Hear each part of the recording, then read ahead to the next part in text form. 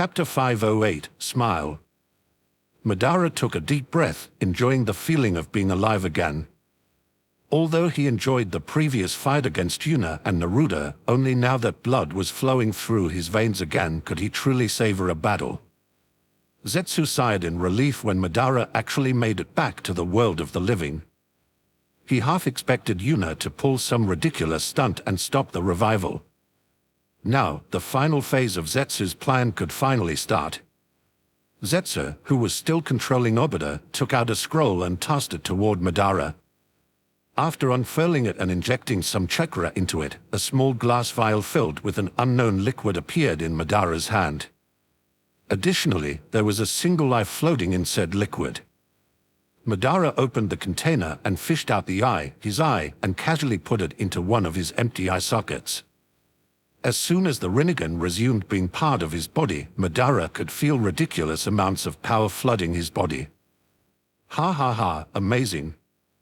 When I awakened the Rinnegan previously, I was already an old man, so I didn't feel much of a difference in power, but this is on another level. After regaining one of his eyes, Madara's gaze landed on the still paralyzed Obito. Or, to be more precise, his gaze landed on the Rinnegan implanted into Obito's eye sockets. After regaining his other Rinnegan, its true power will be revealed. Although one eye is already very powerful, only by having a complete set can they unleash 100% of their potential. Naturally, Black Zetsu knew what Madara wanted and immediately started manipulating Obito's body to pluck out his own eye. Although Obito was resisting Black Zetsu with everything he had, how could he possibly resist the will of a being like Black Zetsu? Yuna saw what was happening in front of her and didn't intervene. In fact, she was still happily absorbing the Judy's chakra. However, when she noticed that Madara was about to regain his second eye, she decided to intervene. Oi, Obito, the way Rin died, wasn't that a little weird? As soon as these words left Yuna's mouth, everyone's attention was on her, causing her to smirk. You see, why would Kakashi kill her? No matter how you looked at it, you had already infested him with your ideology when it happened. Why would Kakashi kill his comrade? It just doesn't make any sense, right? Although Obito wanted to nod in agreement, he could only grit his teeth while his battle of wills against Zetsu continued. Frankly, he had always found it bizarre that Kakashi killed Rin, but at the end of the day, he didn't care for the reason and stopped thinking about it. No matter how he looked at the situation, Kakashi killed Rin. That was all that mattered. Yuna easily saw through Obito's emotional turmoil and pressed onward. Suspicious as that may be, there is something about this incident that makes it even weirder. Obito couldn't help but grit his teeth when he heard Yuna's words. He could more or less guess what she was talking about. How in the world did you arrive there at the exact moment Kakashi's attack pierced through Rin? No matter how I look at it, that is too ridiculous of a coincidence. Yes, that has been bothering Obito for quite a while now. Previously, he had no idea why or how anyone could arrange something like that, but now things were slightly different as one aspect of his mindset had changed. He no longer considered Madara as an ally. Previously discarded puzzle pieces clicked into place as the whole picture appeared inside Obito's mind, causing him to clench his teeth so hard that they were almost ground into dust. Madara, did you instigate that whole incident? Also, he spoke calmly. There was a lot of anger hidden inside his voice. However, Madara couldn't help but sneer at him when he heard that question. Took you long enough to realize? Yes, I've always been raising you to be my obedient puppet, and since I wanted you to impersonate me, you obviously needed a Mangekyou Sharingan. Having your best friend kill the person you love right in front of you was the easiest way for you to get it. If Obito hadn't already awakened his Sharingan, he would have probably accumulated enough hatred to awaken it another 2 times. Madara. Pure hatred oozed out of his body as he glared at Madara, hoping nothing more than for him to be set ablaze by his gaze alone. Despite being blinded by rage, Obito knew precisely what needed to be done. Instead of directing his anger at Madara, he fully concentrated it on Black Zetsu, allowing him to push back his will and regain partial control of his body. Obito roared like a mad beast as rippled patterns appeared around him, causing Madara's eye to widen in surprise. Shit, he wants to run away in his own dimension. Unfortunately, Yuna blocked his path before he could intervene in Obito and Black Zetsu's situation. Now, shouldn't we leave the best stuff for last? Madara scoffed in disdain as he fully activated the power of his Rinnegan, allowing him to absorb the Jubi at an insane rate. Unlike Yuna, who had to literally rip the natural energy out of the Jubi, Madara had a much easier time due to the Jubi's compatibility with Madara's Rinnegan. Yuna could interrupt him, but that would just be bad manners. She might have no shame, but even Yuna wouldn't do something as outrageous as interrupting someone's powering up Sane. A few seconds later, the Jubi was gone and only Madara remained. However, this Madara looked completely different from his original form. His whole body was wrapped in a white cloak with black tomo decorating its upper half. He had long, white, spiky hair and horns on his forehead that almost looked like a shinobi forehead protector. Finally, 10 black orbs were floating behind him, forming a circle. Madara clenched and unclenched his fists in excitement. He had never felt this powerful before. So this is the power of the Sage of Six Path. Truly remarkable. After getting a feel for his new body, his gaze wandered and finally landed on Yuna. Although I would have liked to continue our dance, I fear this is over. I can no longer be defeated. Madara flared his chakra, causing the earth to shake. Obviously, he tried to intimidate Yuna, but instead of fear, a totally different facial expression greeted him. A smile. Chapter 509, finally. Feeling Madara's power washing over her, Yuna couldn't help but smile. Just how long has it been since I got a chance to experience this? Despite it being one of my favorite things, I can rarely experience it. Why is it so hard to get into this kind of situation? Isn't that because you are a monster? I guess that's true. Honestly, I would prefer not to get into this kind of situation at all. What are you saying, Kurama? This feeling is the best. Facing an opponent that not only wants to kill you but even has the necessary strength to do so. A shiver passed through Yuna's body as the battle intent radiating off her body kept increasing at a tremendous rate. A massive, madness-filled grin split her face. It's the best. Without any further delays, Yuna shot toward Madara. Mid-flight, her whole body got covered by a dense chakra cloak, swiftly followed by an intricate ice armor. 9 chains burst out of her back, which were quickly covered by the previously mentioned chakra cloak, making them look like 9 tails. And finally, a highly ornamented, 2-handed sword appeared in Yuna's hands, which she swiftly slashed at Madara. Clang. Although Madara was surprised by Yuna's sudden attack, he still managed to react in time. He used his will to move one of the balls floating behind his back and turned it into a staff, which he used to block Yuna's attack. Yuna couldn't help but laugh out loud when the 2 weapons collided. Ha, yes. I praise you for being able to block my sword strike. Madara was just about to comment that it was impossible to destroy or even damage a weapon made out of a Truth Seeker ball, but those words got stuck in his throat when he realized that there was actually a tiny nick on his staff. Seriously? How much of a monster is she? Despite having these thoughts, Madara was still very calm. Even if Yuna could still keep up with him, that would undoubtedly change as soon as he gets his hands on his second eye, so victory was only a matter of time, in his opinion. Madara quickly made his next move, causing one of the black orbs floating behind him to tackle Yuna, but to his surprise, one of her tails blocked the blow. Usually, the truth-seeking orbs would disturb chakra when coming in contact with it, but that was somehow not the case with Yuna's tails, which were entirely made of chakra. Despite his initial confusion, Madara quickly realized that that had very likely something to do with Yuna's chains being part of the tail. Whether it was a seal or something else, he couldn't tell. Hee, what's wrong, Madara? Surprised that you are not the only one with extra lens. Madara couldn't help but sneer when Yuna mentioned extra lens. He activated another one of his Rinnegan's abilities, which allowed him to create invisible clones of himself that could only use taijutsu and were unkillable. One of the clones was just about to punch Yuna when two of Yuna's tails pierced through its body. Typical Uchiha arrogance. Do you honestly think these parlor tricks can faze me? You disappoint me, Madara. Discard that worthless arrogance.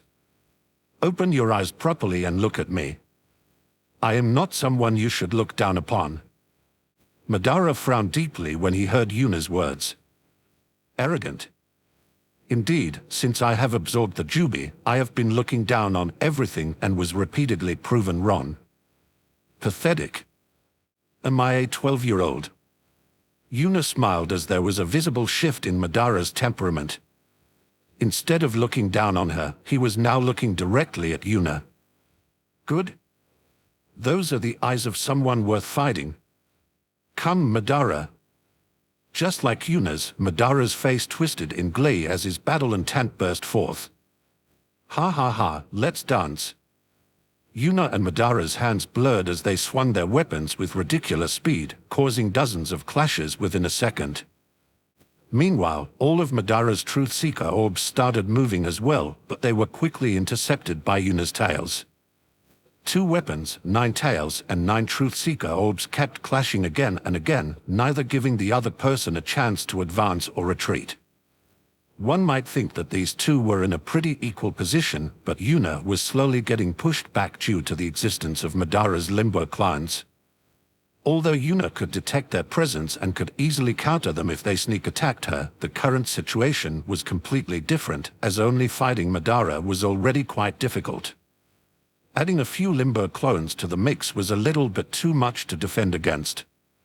So, after a few more minutes of back and forth, Madara was the first one to land a proper hit, punching Yuna in the stomach and sending her crashing into the ground. Ha, this is amazing. Up until now, only Hashirama could dance with me like that. Yuna got up from the ground and casually dusted off her clothes. Despite just getting hit, there was still a massive smile on her face. Yeah, this will be a lot of fun, but I shouldn't allow the last phase to slip out of my awareness. Are we done soon, Kurama? I don't really have the freedom to check right now. Yes, almost done. We need around a minute, and it is finally done. Good. Yuna focused on Madara, and moments later, multiple people landed next to her. Are you all right, Nei-san? Naruto couldn't help but be slightly worried about Yuna. After all, he had never seen her getting pushed back while using her full power. However, as soon as she saw the broad smile on her face, he couldn't help but smile wryly himself. I guess that was a stupid question. Anyway, let us help, Yuna. Hee, that's right, don't think we would allow you to hog all the fun by yourself. Lee, let's show off our youth. Yes, Guy-sensei. Yuna could only smile wryly at everyone's antics, and moments later, she felt it. Finally, it was time. Chapter 510, starting it. It's finally done. A comfortable feeling washed over Yuna's body as she felt her body and soul come into balance for the first time since her reincarnation. Indeed, it's finally time. I need you guys to buy me some time. Naruto's eyes widened in surprise when he heard Yuna's request, and after giving her a short glance, he nodded in acknowledgement. Frankly, if it was just him, he somewhat doubted that he could hold back Madara, but since Hinata, Anko, Lee, Guy, and Kakashi were present as well, he was sure that he could do it. For how long, Nei-san? 5 minutes. I'll be back in 5 minutes. Naruto nodded his head and focused on Madara with a severe expression on his face. Very well, you better hurry up so we don't defeat him while you aren't here. Yuna chuckled in amusement and vanished, teleporting away. 5 minutes, huh? This won't be easy, but we'll manage somehow. Unlike Yuna, Naruto couldn't pinpoint the positions of Madara's limbo clones. Although he could still feel where they were, it was rather imprecise. Additionally, getting in contact with Madara's truth-seeking orbs was a bad idea for him, as they would disturb his chakra. Hinata and Enko could easily tell the position of the limbo clones due to their spirit sense, but neither of them had the ridiculous power necessary to deal any significant damage to Madara. Lee and Guy didn't even know about the existence of the limbo clones, but they could at least damage Madara after opening at least 7 of their 8 inner gates. Finally, there was Kakasha, who honestly couldn't do much right now. He basically had to sit back and wait for a good opportunity to use his Kamui. Naruto cracked his knuckles and stepped forwards, Kurama's chakra cloak already covering his whole body. "I'll be the vanguard. Let's do it." Meanwhile, Yuna arrived at her destination, a snow-covered mountain peak. Unlike a typical mountain peak, this one appeared to be cut off at the top, forming a small plateau. Although the scenery around her seemed to be very calm, with snow gently floating down from the sky, she could easily tell how deadly this location was. Natural energy was so thick in the air that the air itself almost seemed to be liquid. If an average human were to take a single breath in this environment, they would instantly turn into an ice block.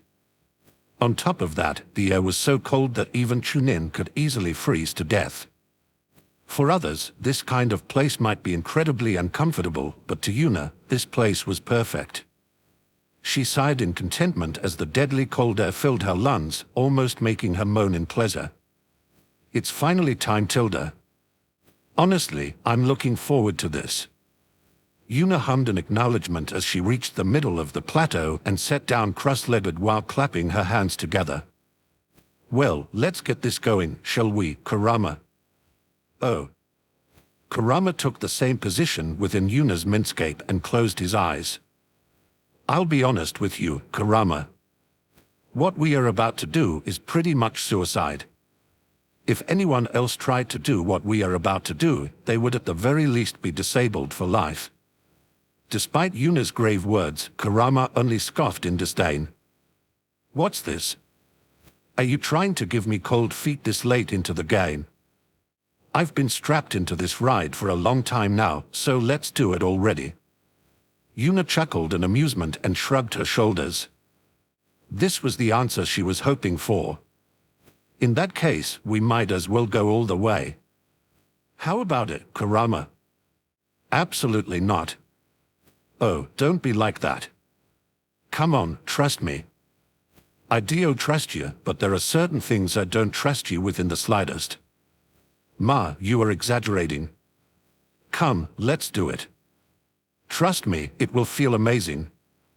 Frankly, that's one of my fears, so no. "Come on, just the tick tilde." That doesn't even make sense in regards to the context of the conversation. Yuna chuckled in amusement at Kurama's rapid-fire retorts and prepared herself to start finally. "Kurama, do it for me." Although Yuna's request was relatively simple, Kurama couldn't help but reject it from the bottom of his heart. But now that Yuna genuinely requested him to do it instead of teasing him about it, his resolve faltered. After a short moment of fighting himself, Kurama sighed in defeat. "Fine, I'll do it. But I swear that if even a single word of this reaches anybody else, there will be consequences." "Haha, excellent.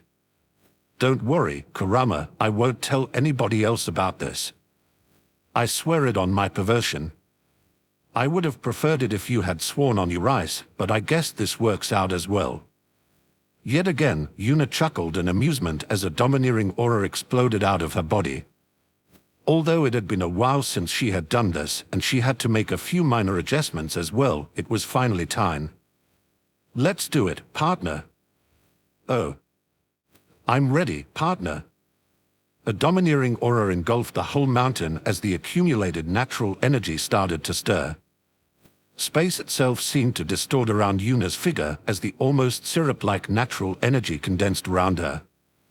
And then, the world seemed to stop as Yuna opened her mouth and started speaking in tandem with Kurama in her mindscape. Supreme divine cultivation art, human fox companion style, swallowing the heaven and earth. As soon as the duo finished speaking, the concentrated natural energy started to rampage and entered Yuna's body at a ridiculous pace. An average person would have exploded instantly, but Yuna wasn't an average person. She was the goddess of ice. And so, it was finally time to cultivate again. Chapter 5:11. Oops, my Yuna is showing tilde. The air trembled as copious amounts of natural energy was absorbed by Yuna and distributed between Kurama and her. While that was happening, Yuna opened the seal that blocked the energy she stole from the Jubi, increasing the energy flow even further. Again and again, she broke through cultivation level after cultivation level, solidifying her cultivation instantly after every single one of them. Yuna glanced at the sky, half expecting tribulation clouds to gather due to her ungodly cultivation speed, but nothing happened. He tilde as expected, everything that happens below the level of an immortal is beneath the heavens' notice. Asterisk, how do you have time for idle thoughts like that? I feel like my body is about to burst. How does it feel to be stuffed to the brim by me? Shit, I walked straight into that. A few minutes later, the onslaught of natural energy stopped due to everything in the surroundings getting sucked dry. By now, the density of the natural energy in the air had more or less returned to normal. Well, Kurama, how did it feel?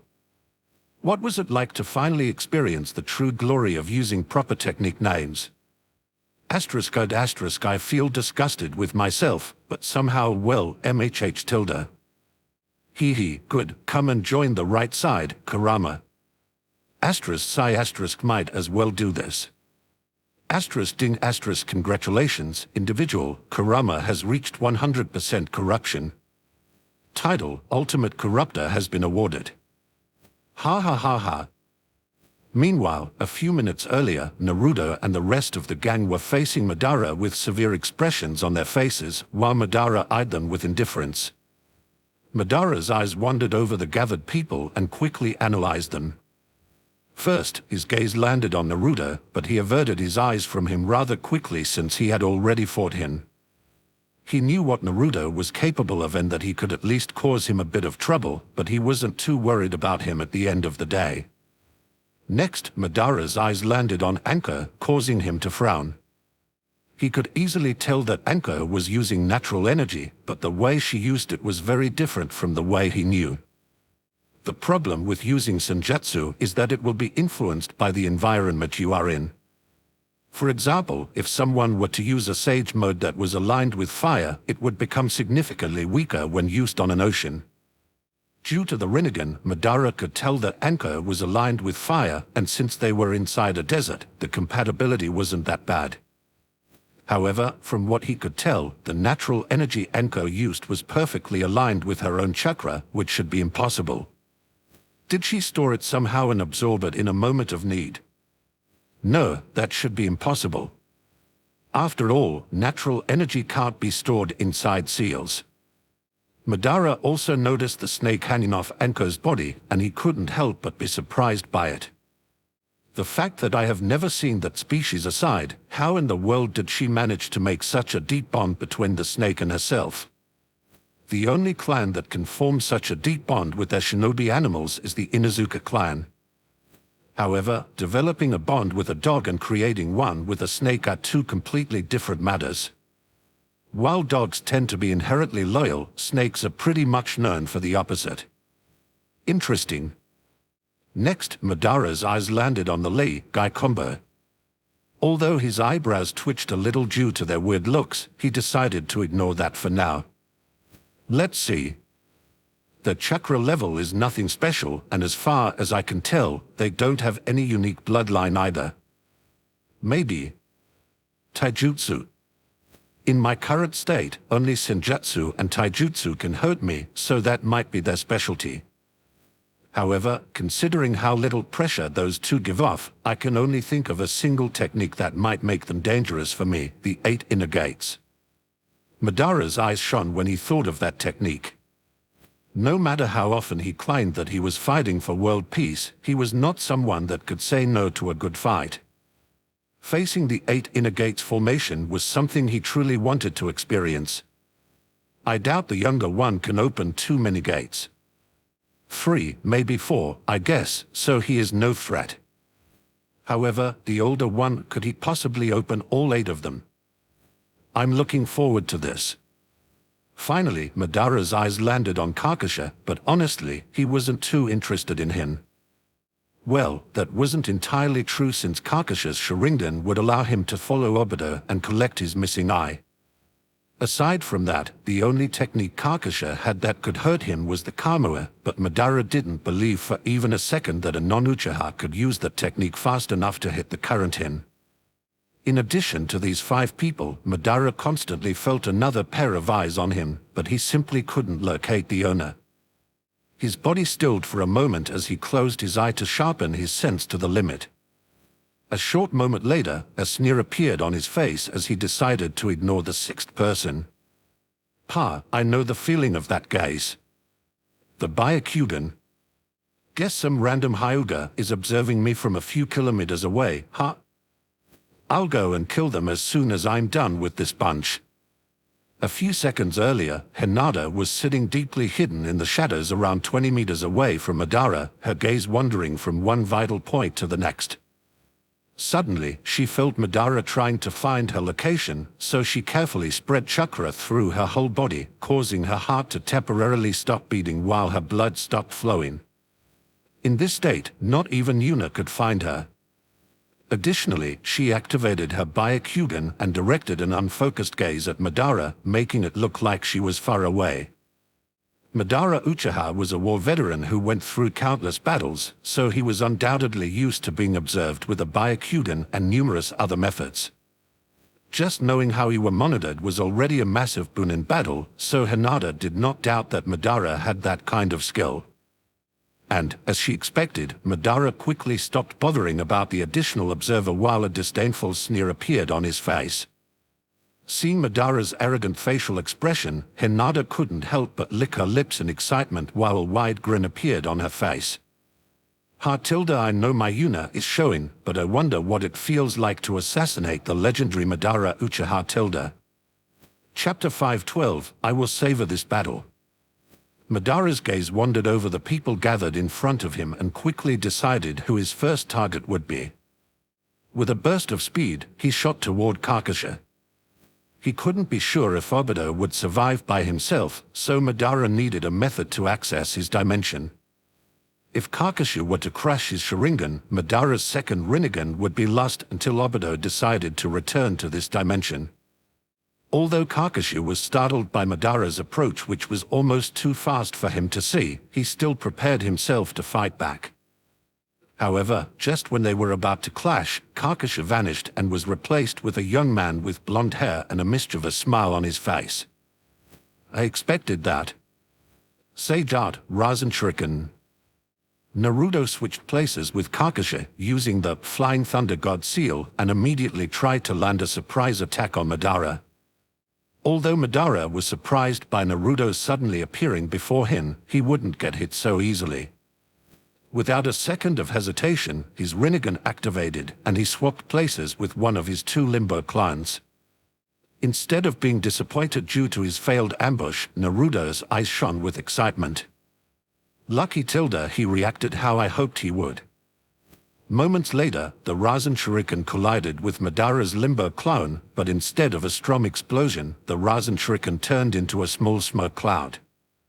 Uzumaki sealing style, space confinement. Before Madara could fully grasp the situation, another Naruto charged out of the dust cloud and put his hands on the Limbo clone's shoulders, causing a complex pattern of seals to cover the clone's invisible body within an instant.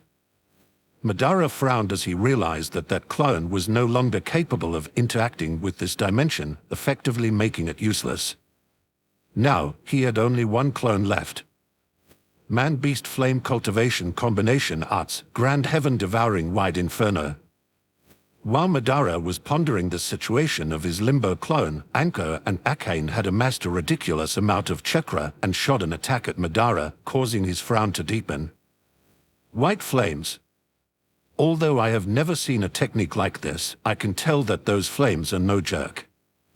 Besides that, did that snake just use a flame jutsu? I have never heard of snakes that could do that.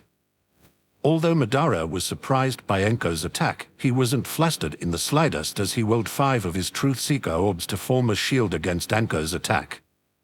Her attack crashed into the shield, and Madara couldn't help but frown when he felt the fire's intense heat reaching him despite the shield. What an impressive jutsu. If I only had the Rinnegan, this might have actually caused me some trouble. Enko couldn't help but smirk at Madara's words. As expected of an Uchiha, the 7th gate, Gate of Wonder, open. Their arrogance is truly out of this world. Afternoon Tiger. 2 gigantic figures resembling tigers appeared to Madara's right and left, putting a lot of pressure on him as he was still blocking Enko's flame jutsu. Another 4 orbs moved, splitting into 2 groups of 2, forming another 2 shields in front of Lee and Guy's attacks. 2 more explosions echoed over the battlefield as the pressure Madara felt increased even further. Despite gritting his teeth due to the strain, he was still holding his ground. Kamuing. Suddenly, the space around Madara's right shoulder twisted, making him panic a little. Although he wanted to get to Obito's dimension, there was no point in just having his shoulder there, so he had to quickly dodge Kakashi's attempt to twist off his shoulder. Unfortunately, Enko, Lee, and Guy's attacks still held him in place. His anger spiked as his Rinnegan shone with power. Don't you dare look down on me, Shinra Tensei. A powerful gravity shockwave exploded out of Madara's body and immediately pushed everything that was pressuring him away, allowing him to dodge away from Kakashi's Kamui attempt. Madara took a deep breath as he realized how close he got to actually getting hurt. Although he had confidence in regenerating almost all injuries, losing an arm wouldn't be a jerk in this kind of situation. After another deep breath, Madara sneered as his gaze wandered over the people surrounding him. That was impressive, I give you that much, but if that is all you have. Suddenly, Madara's instinct started screaming at him, warning him of unprecedented danger. At first, he wanted to simply dismiss that as a false warning, thinking that no one could genuinely hurt the current him, but he quickly discarded that thought. As a honed warrior, Madara would never dismiss what his guts were telling him. First, he wanted to simply switch places with his remaining Limbo clone, but he immediately realized that that would be impossible since Naruto used the time when Enko, Lee, Guy, and Kakashi were assaulting him to seal away the second one. His next option would be to blast everything around him away with the Shinra Tensei, but he had just used that move and couldn't do it again for around another minute. Finally, he did the only thing he could do, hastily jumping aside, hoping that it would help him dodge whatever danger was about to befall him. Considering he previously stood with his arms crossed and his nose in the air, the whole maneuver looked especially undignified. Anyway, the moment Madara started moving, he felt something prick his back, and a split second later, a blade entered his back, passed through his body, and came out of his chest. Oh, man, you moved, making me miss the heart. Such a pity, hee hee, guess I'll have to try again, A chill went through Madara's spine when he realized that he almost got killed just now. Frankly, he didn't think that he would die even if his whole heart was destroyed as long as he could regenerate it fast enough, but for some reason, he felt like the attack he just experienced could genuinely kill him. Anyway, he was still in a dangerous situation, so without a second of hesitation, Madara flared his chakra, allowing dozens of wood branches to exit his back and pierce toward whoever had just stabbed him, forcing the attacker to retreat. Shit.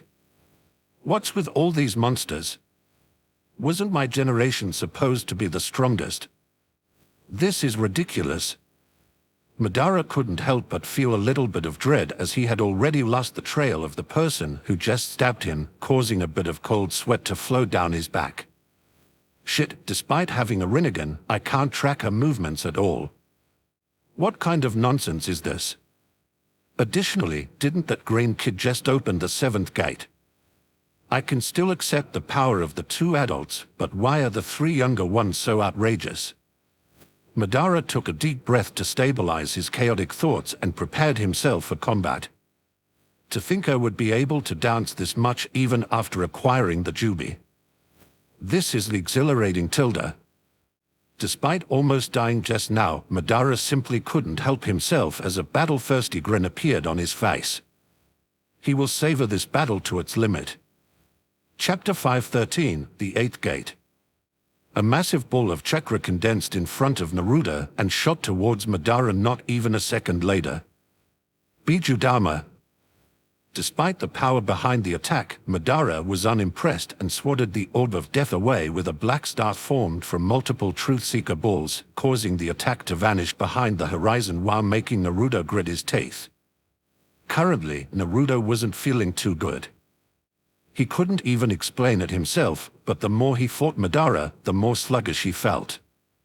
His chakra wasn't flowing as easily as it usually did, and he felt like he was constantly moving through mud instead of air. Damn it, what's going on? I only fired a few Rasen Shuriken and a Bijudama, there is no way I would get exhausted by that. Indeed, in addition to the previously mentioned problems, Naruto was actually gasping for breath as if he were out of stamina. Shit, is this what Nasan was talking about? I guess so. Naruto gritted his teeth as he prepared to fend off another one of Madara's attacks. Frankly, the situation wasn't looking too good right now. Unlike Naruto, Anko couldn't fire city-destroying attacks endlessly. At best, she could shoot one more. Naturally, she could use weaker attacks as well, but would that really work against Madara? Probably not. Lee and Guy were also on their last leg since both of them had previously opened the seventh gate. Obviously, the Gate of Death was still an option, but no one had started that kind of conversation yet. Unfortunately, Hinata wasn't looking too great either. After all, an assassin's most crucial strike is the first one. Now that Madara was aware that she was around, he would pay more attention not to let his guard down again. Kakashi had a similar problem to Anko, as he was already somewhat exhausted from previously using Kamui. The Manjikyu Sharingan wasn't exactly cost-effective for non-Uchiha. Additionally, due to the side effects of the Mangekyou Sharingan, Kakashi's eyesight was slowly diminishing as well. Finally, there was Naruto, who was still somewhat holding his ground but was slowly getting pushed back. Madara was stronger, faster, and more experienced than Naruto, and in addition to Naruto getting increasingly sluggish, things were looking quite bad. As Naruto was fighting with Madara, a lapse in concentration on Naruto's side allowed Madara to land a hit on him, sending him crashing into the ground. Naruto crawled out of the hole he was just sent into with a click of his tongue while wiping away some blood from the corner of his mouth. Shit, when are these damn 5 minutes over? While those words left his mouth, Guy and Lee landed next to him with concerned expressions. Are you all right, Naruto? Yeah, no big deal. I'm tough. Although Naruto didn't show it, he felt like he would faint any moment now. To him, that made absolutely no sense. If it were the usual him, he should be able to go on for days. Despite Naruto's attempts to look tough, Guy saw that he was close to his limit. He glanced at Madara before looking at Lee, steel-like determination appearing in his eyes. It seems like it is time for the Leaf's noble grain beast to depart. Naruto and Lee's eyes widened in surprise when they heard Guy's words. He knew exactly what his words meant. Guy wanted to open the final gate, the Gate of Death, which would undoubtedly kill him in the end. Guy-sensei, don't tell me. Yes, it is time for the green beast to be replaced with the red one. I will open the last gate. As soon as Guy finished speaking, he expected tears to appear on Lee's face, but to his surprise, Lee was looking at him with unbending determination. In that case, I will follow Guy-sensei and do the same. Naturally, Guy was shocked by these words. In fact, he didn't even know that Lee could use the seventh gate when this fight started, and now he was even able to open the last one. You can open the eighth gate, Lee. Can or can't doesn't matter. I will open it even if I have to do so with my will alone. But what about your dream, Lee? An uncharacteristic grin appeared on Lee's face as he gave Guy a thumbs up. Isn't that obvious? Since Yuna couldn't defeat Madara, won't my dream of becoming the strongest be fulfilled if I defeat him? Guy couldn't help but be baffled by that kind of logic. Frankly, he didn't want Lee to die, but seeing the resolve radiating out of Lee's eyes, he felt like it would be an insult to Lee if he tried to stop him. A few moments later, he sighed deeply as he directed his gaze toward Madara. Very well, Lee. Let's do this together as teacher and student. We'll show the world our youth, Lee. Oh. Both of them hyped each other up as they unbuttoned their flak vests to reveal their undershirts. In order to open the 8th gate, one has to stab their thumb into their heart, so they had to get the vests out of the way. Finally, the duo lifted their hand and pierced their thumbs towards their hearts. Gate of Death, oh. Forbidden evil arts, steel YA epic moment no jutsu. Unfortunately, just before their thumbs could reach their hearts, 2 hands appeared, stopping them from advancing. Yuna. The one and only Tilda. Meanwhile, somewhat close to the battlefield, a young man with spiky black hair and a pair of crimson Sharingan was racing through a forest. Unfortunately, Anko never managed to find Sasuke, so he initially started running around somewhat randomly.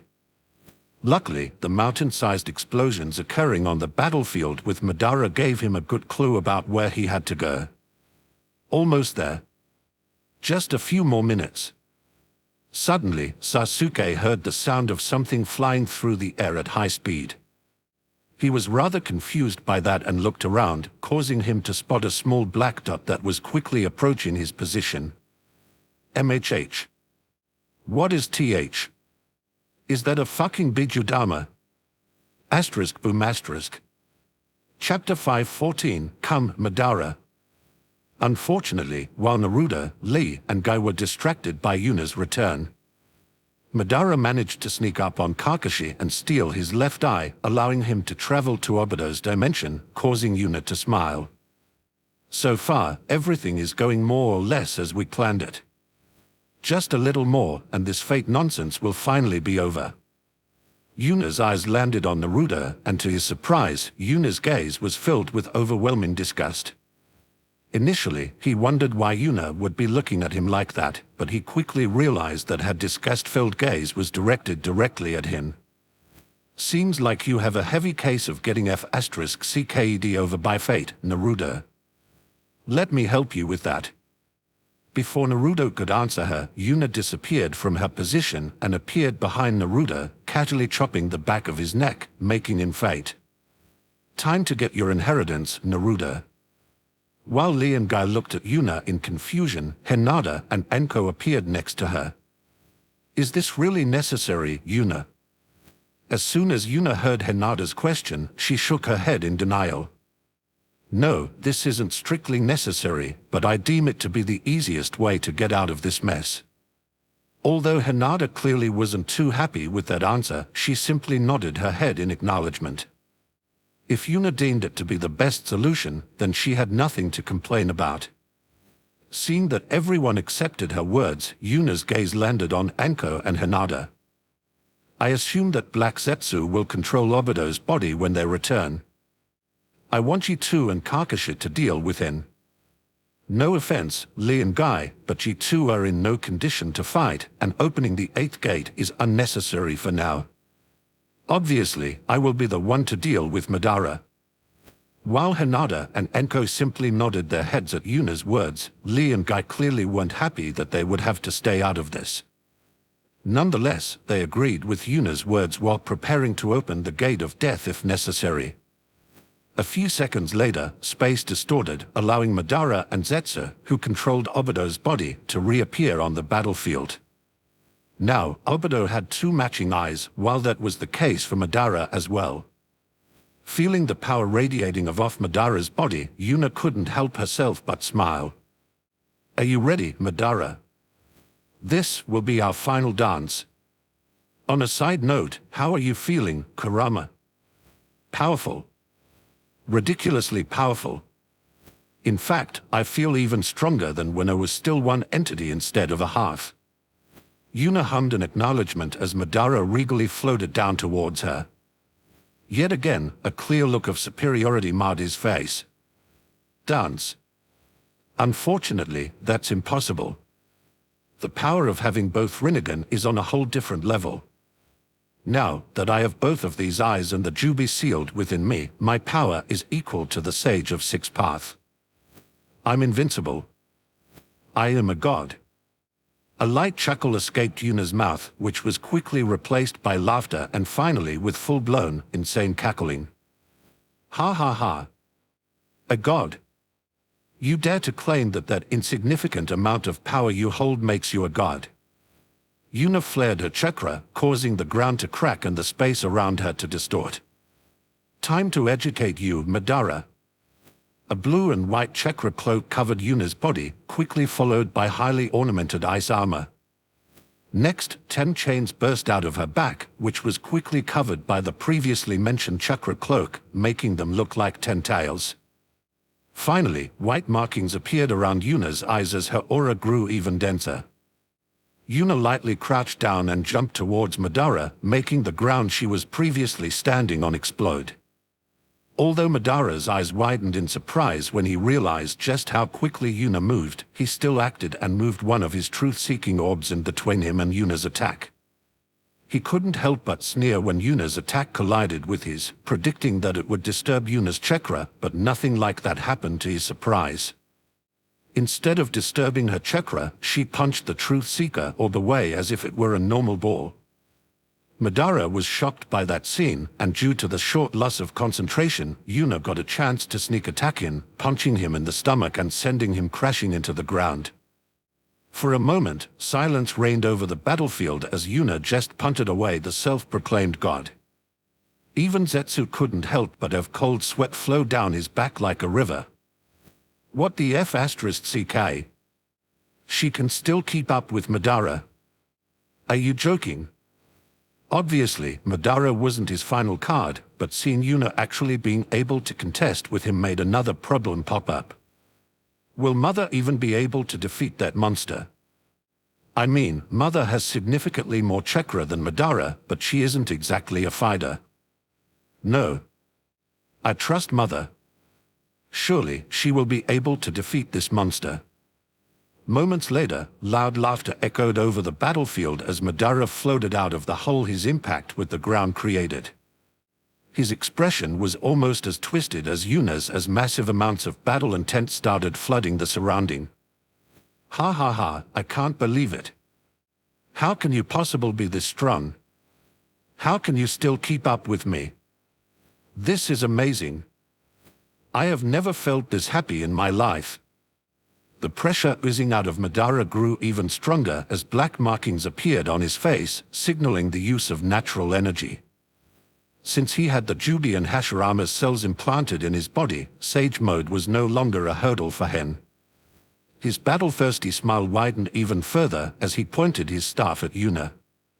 This is the most excited I have ever been in my life. Come. You are worthy of dancing with me, for I, Madara Uchiha, declare you the strongest. Disdain flashed over Yuna's face as her body radiated unquestionable pride and arrogance. You declare Emi the strongest. Since when does the goddess need the acknowledgement of a mortal? No, I, Yuno Uzumaki, declare you worthy of confronting this venerable one. Come, Madara. Chapter 5:15, The Speech. Yuna's fist and Madara's palm collided in midair, causing a massive shockwave to wash over the battlefield as the 10 Truth Seeker orbs hovering behind Madara stirred. With lightning speed, they shot away from Madara and surrounded Yuna, who swiftly slapped them away with her 10 tail-like chains while simultaneously catching another punch Madara threw at her. The duo looked each other in the eyes as their faces wore similar-looking battle-crazed expressions. Ha ha ha, more. I want to dance more. Ha ha ha, that's right. It's been eons since I felt like this. Stop talking and continue fighting, I didn't have my fill yet. Break this bastard skull. Madara sneered when he heard that last comment that clearly came out of Yuna's mouth but wasn't spoken by her. Tilda, you actually allow that beast to control your body. Are you insane? Besides that, who are you calling a bastard, beast? MHH. Insane. Yes. You have all the eye power in the world, but it appears you are pretty much deaf. The one I called a bastard is you, bastard. Although Madara was annoyed by Kurama's insult, there was something else he focused on. Did you just admit to being insane? MHH. Why does that surprise you? Wait, you don't think you are insane? Madara scoffed in disdain as he arrogantly sneered at Yuna. Obviously. Hearing Madara's answer, Yuna could only shake her head in pity. A man that wants to bring peace to the world by trapping everyone in an eternal illusion just proclaimed that he wasn't insane. Somehow, Yuna couldn't help but feel pity for him. Yuna shook her head to get rid of her idle thoughts and focused back on Madara. Anyway, let's continue. Hundreds of icicles formed around the two and shot towards Madara at an insane speed. A glint passed through Madara's eyes as a gravity wave erupted from his body, pushing Yuna and all the icicles away from him. Even more icicles were created as Yuna charged at Madara with her 10 tails menacingly swaying behind her. Madara used his Truth Seeker orbs to keep the tails in check, while his Limbo clones used physical attacks to destroy or deflect all the icicles flying at him. Yet again, the duo's fists collided, causing another devastating explosion. Unlike the numerous times this previously happened, a frown appeared on Madara's face. He felt like something was off. The duo took some distance from each other, and just when Yuna was about to resume attacking, Madara opened his mouth and started speaking. Do you know the saying that if two strong shinobi meet fists, they will be able to read each other's thoughts? Why can I not read your thoughts? Yuna paused for a moment and chuckled in amusement. Naturally, she had heard of that saying before and knew it to be somewhat true. Well, she wouldn't exactly describe it as reading someone's thoughts but as getting to know someone better.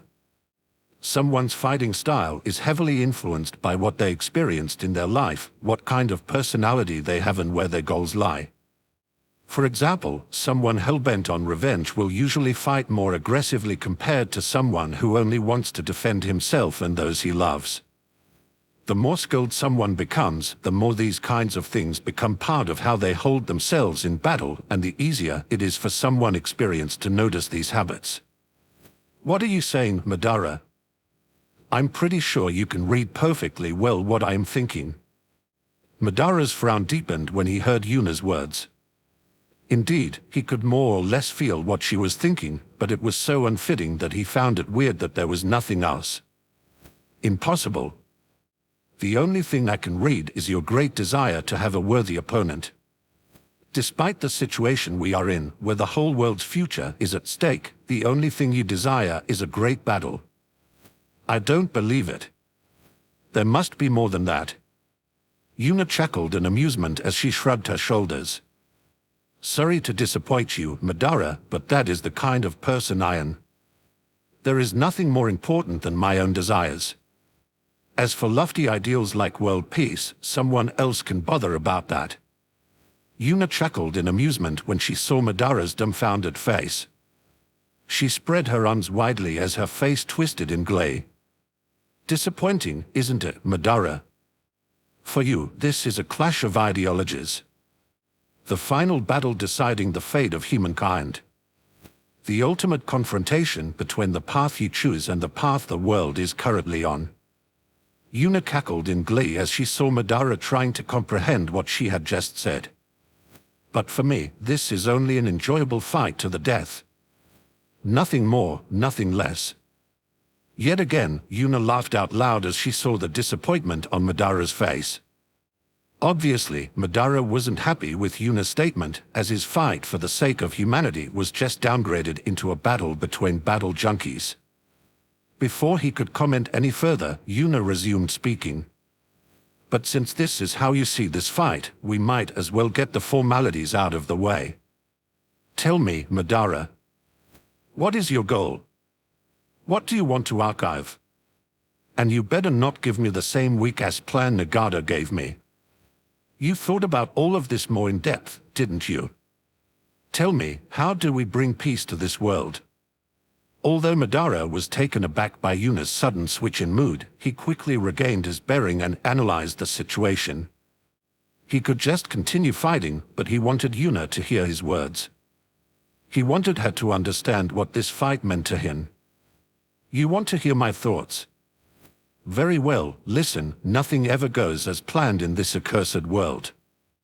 The longer you live, the more you realize that the only thing that truly exists in this reality are merely pain, suffering, and futility. A glint of sadness and pain flashed through Madara's eyes as he remembered all the losses he experienced during his life. He only paused for a slight moment before continued speaking. Listen, everywhere you look in this world, wherever there is light, there will always be shadows to be found as well. As long as there is a concept of victors, the vanquished will also exist. The selfish intent of wanting to preserve peace, initiate war, and hatred is born in order to protect love. There are nexuses, casual relationships that cannot be separated. Yet again, sadness flashed across Madara's face, which was swiftly replaced with absolute madness. I want to sever the fate of this world. A world of only victors. A world of only peace. A world of only love. I will create such a world. Unbendable determination and willpower started oozing out of Madara as he reconfirmed his goal, his desire for true peace growing even further. For I am the ghost of the Uchiha. Silence reigned the battlefield as Yuna digested Madara's words, but only after a few seconds the silence was broken by a slight chuckle. Chapter 5:16 Infinite Tsukiyomi. Hee, sever the fate of this world. Ha ha ha, good, very good. Ha ha ha, I like it. Madara was taken aback by Yuna's sudden outburst. Frankly, he expected her to either dismiss his thoughts or not even understand what he was talking about. Tilda, what a grand drain. However, there is a little bit of a misunderstanding in what you are currently doing. Madara frowned when he heard Yuna's words. What do you mean by misunderstanding? Well, it's not really a misunderstanding but more of a slight difference in the meaning of your words. You are not trying to sever everyone's fates, you try to deprive everyone of their freedom. Although that certainly severs their fate, the meaning is not the same. Question marks popped above Madara's head as he looked at Yuna in confusion. He was honestly not sure what Yuna was babbling on about. Upon seeing his confusion, Yuna chuckled in amusement and shrugged her shoulder. Oh well, it doesn't matter. It seems like you at least thoroughly planned everything properly, unlike Nagata. Additionally, I like the way you look at this world. How about you? Madara felt like something rather outrageous was about to come out of Yuna's mouth, and he half considered just covering his ears with chakra so he wouldn't have to hear it. Unfortunately, Yuna continued speaking before he could finish that thought. Permanently change your gender and join my harem. What the fuck? No. You could watch me do all kinds of degrading things with the female Madara. That Ooka. No. Never. The corruption hasn't seeped in that fire yet. Meanwhile, Madara's chin hit the ground as he looked at Yuna in utter bewilderment.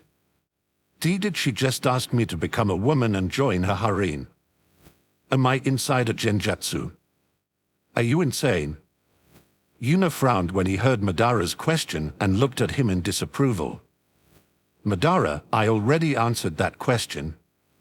The answer is yes. Please listen properly from now on. Despite Yuna answering him, Madara didn't speak any further. Frankly, he didn't know how he was supposed to answer such a ridiculous request. Well, he would obviously answer it with a no, but he felt like a simple no wasn't enough to acknowledge the ridiculousness of the request itself. Yuna saw his struggle, causing her to giggle. Ma, you don't have to think so much about this, I was just joking, Tilda.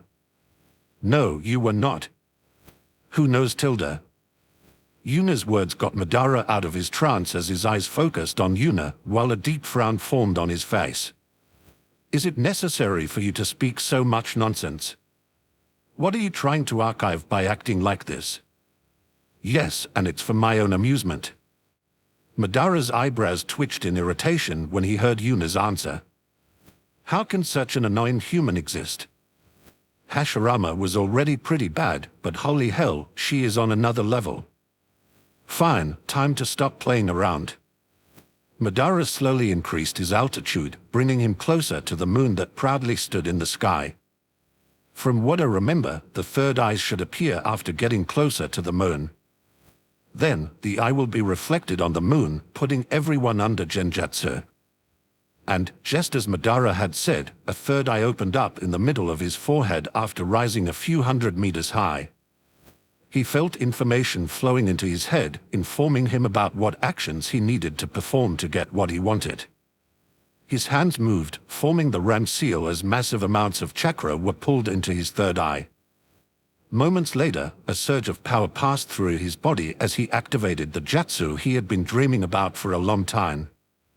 Infinite Tsukiyomi. And then the colorization of the moon changed. The whole thing turned into a gigantic red Rinnegan, but in addition to that, the rings of the Rinnegan had a total of 9 tomo surrounding its center at 3 different distances, sitting on the rings of the Rinnegan. Then, the moon started emitting a mysterious light, and everyone who was touched by that light instinctively gazed at the moon, turning their eyes into the same pattern as the moon and putting them into a genjutsu. While all of that was happening, Sasuke woke up with a fancy new eye in his left eye socket. It was a Rinnegan with 6 tomo on its rings, making it somewhat similar to the moon. Sasuke looked around, and when he saw the changes in the moon, he couldn't help but panic a little. He quickly felt for Naruto's presence, which was possible due to them being connected through the inheritance. As soon as Sasuke found Naruto's location, he activated his Susanoo at full power and flew toward him at breakneck speed. A short moment later, he spotted Naruto, and when he realized that he wasn't affected by the infinite Tsukiyomi yet, he sighed in relief. He noticed that Hinata, Anko, Guy, Lee, and Kakashi were next to Naruto, and after a short moment of thinking, he activated his Rinnegan's ability and swapped places with Kakashi, who was standing next to Naruto. He couldn't deny that he felt a little bad for throwing Kakashi under the bus like that, but the world as a whole was at risk, so he simply did it. Naturally, he wanted as many strong people remaining as possible, so he pondered a moment about whether he should swap with Lee or Kakashi, but after seeing that Kakashi lost his Sharingan, it was an easy decision to make. One might wonder why he judged Lee's strength so highly, but he had seen him activate 6 gates before, which was over 3 years ago. Although Sasuke didn't know how strong Lee was precisely, but even if he had stagnated since then, 6 gates Lee was still better than a Sharingan-less Kakashi. Yo, fancy seeing you here, Sasuke. Although sending Kakashi away like that was pretty rude, you know. Shut up, idiot. This isn't the time for banter. Moments later, the light passed over Sasuke's Susanoo, but none of the people inside of it were affected by the genjutsu, making Sasuke sigh in relief. Honestly, he only had a hunch that this would work and wasn't certain at all. However, Sasuke almost dropped the Susanoo out of sheer shock when he saw what was happening outside his Susanoo. Ha ha ha, the strongest genjutsu. Let me experience it, Madara. Seeing Yuna roaring like a mad woman while fixedly staring at the moon was an image Sasuke wouldn't be able to forget for a long time. Fuck, what's wrong with that damn monster? Chapter 517, Meeting the Sage. A few minutes earlier, Naruto found himself inside a vast white space. After looking around for a few seconds, he couldn't help but sigh deeply. Hagoromo Utsutsuki, I presume.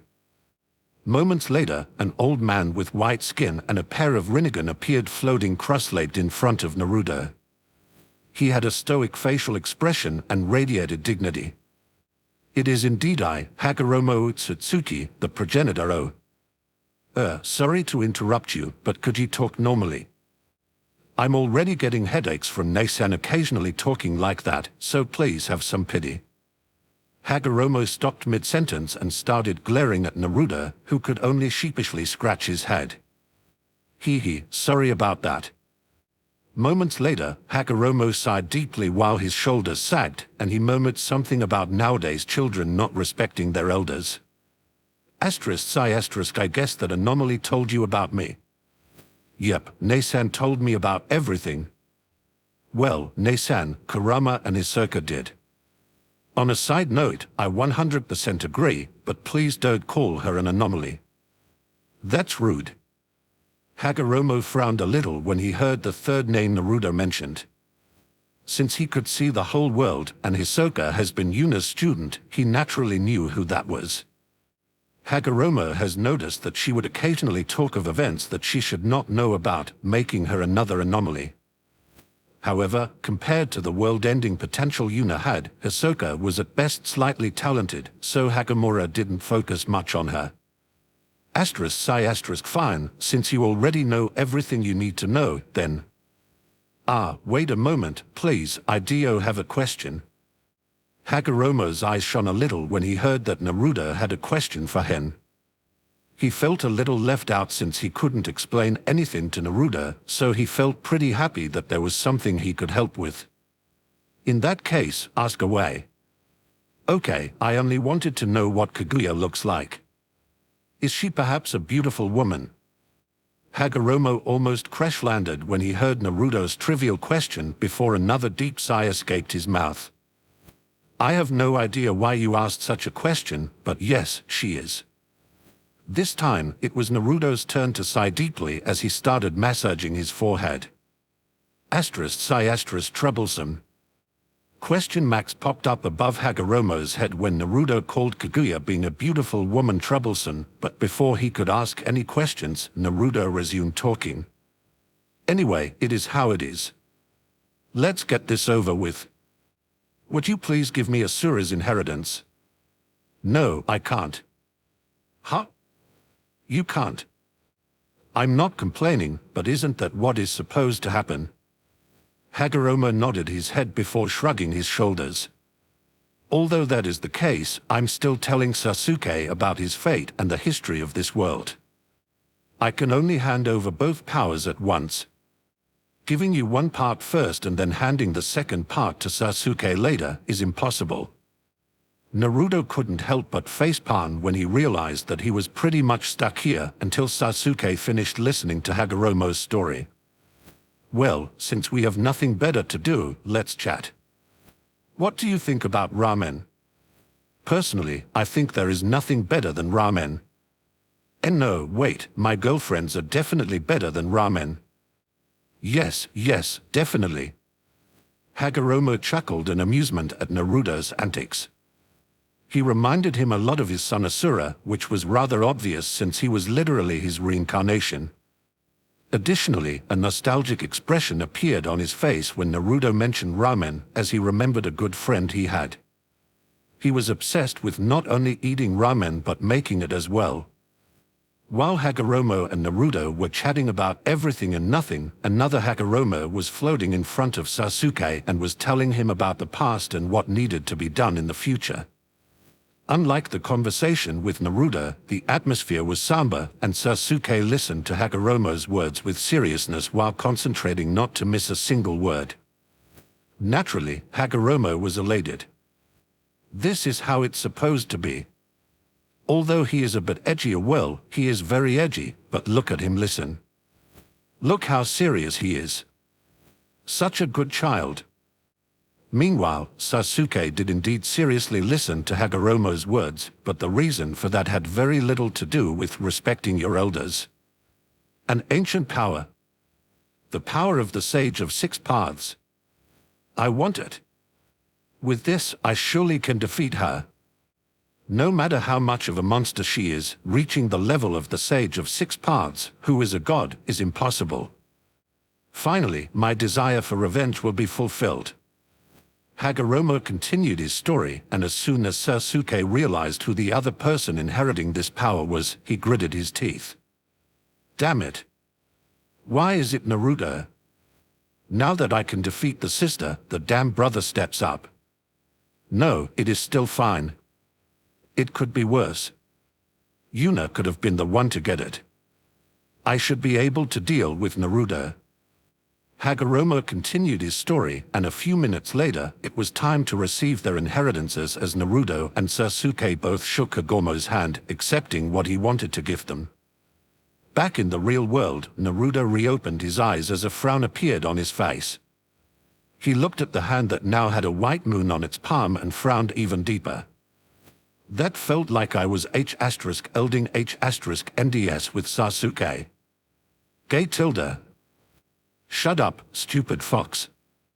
Hee, now that I think about it, who did you share your first kiss with in the other timeline again? How suspicious tilde. A frown appeared on Naruto's face as he tried to remember what Kurama was talking about, and moments later, he remembered what Hisoka once told him, causing his face to twist in anger. Kurama, don't force me to bust out the Hashirama X Madara sexy jutsu. Do it. I dare you. Let's die together, ha ha ha. Hearing Kurama's roaring laughter, Naruto could only grit his teeth in anger and ignore Hen. After all, the jutsu was sealed permanently since he would have to make out with his own clones if he were to use it. Worse yet, all clones would be transformed into Madaras and Hashiramas. Naruto shuddered in terror at the mere thought of doing that. As Kurama said, he would probably die of shame and disgust if he were to use it. Chapter 518, The Greediest. Inside a lavish hall, a large number of humans were gathered in what appeared to be an extravagant festival. However, at the very first glance, it was relatively clear that this wasn't a normal festival. First of all, only women were present, with not a single man in sight. Second, the women seemed to care very little about their state of dress, as some of them were showing off their breasts while others were completely naked. Most of them were touching and kissing each other as more and more clothes fell to the ground and the heat in the room increased. The last thing that seemed odd about the gathering was the room itself. Instead of normal decorations, all kinds of sex accessories were lined up on the walls. Everything, ranging from normal dildos and different costumes to whips and chains, was available for use. In fact, a few of the women present were already shuffling through the equipment and were picking up what interested them. Instead of a festival, it would be more apt to call it a gathering of degeneracy. In the middle of the room stood a truly massive bed, and on said bed laid a gaggle of women that were already going at each other. However, one woman with red and blue hair who had one purple and one white eye seemed to be a little upset-minded, which the other women around her immediately noticed. What's wrong, Yuna? Some of our sisters have already started, and you are not even completely naked yet. As one of the women said that, she skillfully opened Yuna's bra, freeing her breasts, after which she immediately gave one of the now free nipples a pinch. I don't know, Anchor, something feels slightly off. After hearing Yuna's answer, another woman started speaking. Well, don't let it bother you, Yuna. Now that you had a breakthrough and you are back to your past level, you should enjoy yourself. Yuna nodded her head and clenched and unclenched her fist. You are right, Hinata. Yuna resumed opening and closing her fists a few more times to get a better grasp of her current strength, making her frown deepen with every repetition. Back to my past level. After seeing that Yuna was still deep in thought, another woman got on all fours and wiggled her butt towards Yuna. Buzzing sounds echoed out of the two objects that were already deeply inserted into the woman's two holes. How about you give me a little spanking, Yuna-sama? Unleashing your frustrations on my butt will surely improve your mood. Slap mon asterisk. You damn pervert. It's clear as a day that you simply want a spanking. Just ask one of our sisters for it if you are so needy, Karen. Karen continued swinging her butt, which now had a single red handprint on it, left and right, as a pout appeared on her face. Well, Yuna-sama has the best technique, so it can't be helped that I want her to do a tilde. Anchor could only roll her eyes as that was something that she couldn't deny. It's not even comparable to the random slapping you are usually doing tilde. A tick mark appeared on Anko's forehead when she heard Karen's teasing words. After a short moment of pondering, Anko nodded her head as she used a chakra string to grab one of the paddles hanging on the wall. Random slapping. I will show you random slapping. It's paddling time. Yes. Please punish this naughty maid, Anko-sama. While the sound of wood hitting flesh combined with moans of pleasure and pain echoed over the bed, another woman approached Yuna. She buried Yuna's arm in between her breasts while joyfully sucking on Yuna's fingers, leaving a trail of saliva behind, which immediately started sizzling. Come, Yuna, let's have some fun. It's been a while since we had all the girls in the same place, after all. I bet you are just feeling a little giddy due to your breakthrough. That makes sense, Mai. Yuna acknowledged Mai's statement as she subconsciously wanted to use her eyes to offset the magma-like saliva. However, before she could do so, she froze in place. Disgusting. Mai was taken aback by Yuna's sudden twist in mood as the room instantly became silent and all activity stopped. What happened, Yuna? Instead of answering, Yuna stood up and looked at the sky with a wide grin on her face. Infinite Tsukiyomi, ha. Impressive. Truly impressive. While everyone was bewildered by Yuna's sudden strangeness, she started laughing loudly. Ha ha ha, to trap even me in here for a short moment, this venerable one is impressed. Yet again, no one answered her since no one in the room knew what was happening. Unfortunately, there were three factors this illusion couldn't fathom. The level of power I had in my past life. How little I care about things making sense, and, finally, the degree of control I have over my eyes. The little bit I have in this illusion isn't even worth mentioning. Yuna raised her hand into the sky and opened her hand towards the ceiling, blasting it open and revealing the moon.